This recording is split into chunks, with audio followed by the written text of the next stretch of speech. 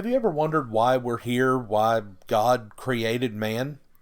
Well, this question is one that has puzzled many down through the ages. Many have groped to find the meaning for life on earth, but unfortunately far too many have not found the reason for our existence because they've looked in the wrong places for the answer. To some, man is here for the purpose of getting ahead in life materially. They're the ones who devote their lives to making money. To them, business is the most important thing in life. They regard it as a challenge, or they simply want more of the things that money can buy.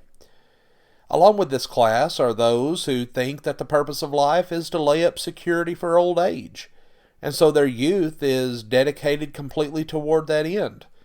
But the problem with these attitudes toward life is that the people who hold to them are not laying up treasures in heaven where moth and rust can't destroy and thieves can't get in to steal, as Jesus said we should do in Matthew 6 verses 19 and 20. Then there are other people who think that life's object is simply to have a good time. Their God is the God of pleasure. Well, money doesn't mean much to them, just enough money to have a good time on the town, to have all of the toys that they want, to go on vacations, to eat in fancy restaurants, have plenty of food and drink in the refrigerator. These are all the attractions that life offers them. And the object is to enjoy yourself and to have a good time. That's all. Multitudes, by their actions, show that this is their idea of man's existence on earth. But others have carried this philosophy to the extreme and feel compelled to indulge in their lust to the utmost level. To this class, things such as illicit sexual behavior, overindulgence in eating and drinking, and even wild and violent things of life seem normal. That is their aim, that is their purpose, and they seem bent on self-destruction as they drive their bodies ultimately to an early grave.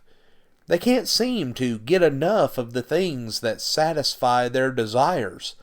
The gratification of their lust is all that matters to them, and they would rather be dead than live any other way.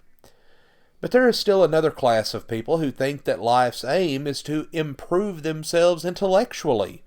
They spend most of their time learning new things, and they have such a great thirst for knowledge that their entire lives are spent striving to improve their minds.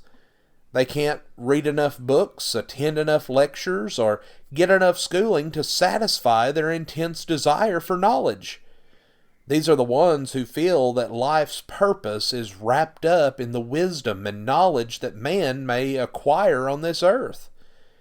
And the sad thing about all these different attitudes toward life is they all miss the mark. Man was not put here simply to eat, drink, and be merry, to get ahead financially, or to expand his knowledge. Solomon, the wisest man who ever lived, tried all of those things. He tried accumulating property and wealth, and even became the richest man on earth. But then he complained in Ecclesiastes 2:11, "Behold, all was vanity and vexation of the spirit, and there was no profit under the sun." Then he tried pleasure. Remember that there was no pleasure that such a king could not have. He said, "I said in my heart, go to now, I will prove thee with mirth. Therefore enjoy pleasure. And behold, this also is vanity. I said of laughter, it is mad, and of mirth, what does it?"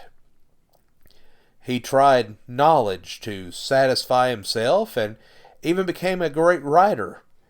But then he concluded in Ecclesiastes 12 and verse 12, "Of making many books there is no end, and much study is a weariness of the flesh."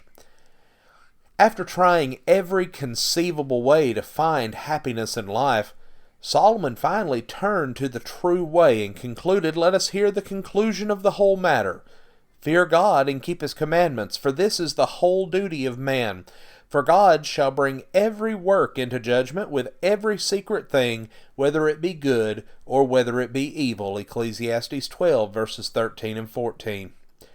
The true purpose in life, then, according to the wisest man who ever lived, is to serve the living God and to prepare ourselves for the judgment that lies ahead. This is our aim, and we shall both find happiness and fulfillment in this world, and in time to come, we will receive that eternal home. Friends, we want to thank you for joining us for our program today, and have a blessed day.